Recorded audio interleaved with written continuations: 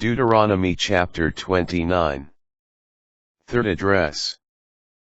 Past favors recalled.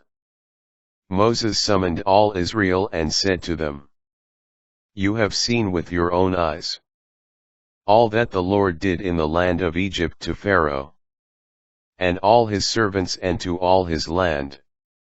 The great testings your own eyes have seen, and those great signs and wonders. But the Lord has not given you a heart to understand, or eyes to see, or ears to hear until this day. I led you for 40 years in the wilderness. Your clothes did not fall from you in tatters, nor your sandals from your feet.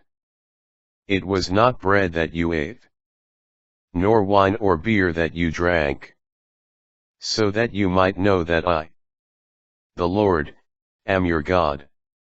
When you came to this place, Sihon, king of Heshbon, and Og, king of Bashan, came out to engage us in battle.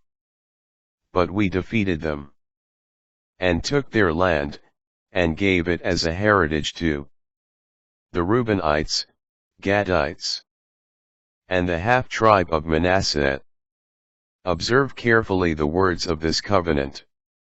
Therefore, in order that you may succeed in whatever you do, all Israel bound by covenant, you are standing today, all of you, in the presence of the Lord, your God, your tribal heads, elders, and officials, all of the men of Israel, your children, your wives, and the resident alien who lives in your camp, from those who cut wood, to those who draw water for you, to enter into the covenant of the Lord, your God, which the Lord, your God, is making with you today, with its curse, so that he may establish you today as his people and he may be your God, as he promised you and as he swore to your ancestors,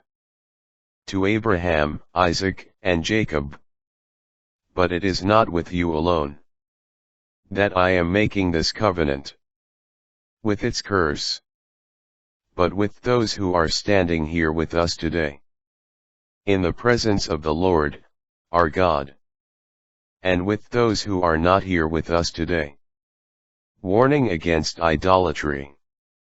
You know that we lived in the land of Egypt, and that we passed through the nations, that you too passed through, and saw the loathsome things and idols of wood and stone, of gold and silver, that they possess.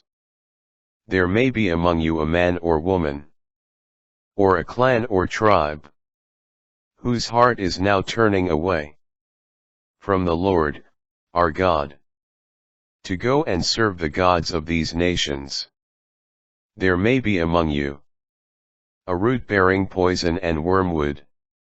If any such persons, after hearing the words of this curse, should congratulate themselves, saying in their hearts, I am safe, even though I walk in stubbornness of heart, thereby sweeping away moist and dry alike, the Lord will never consent to pardon them.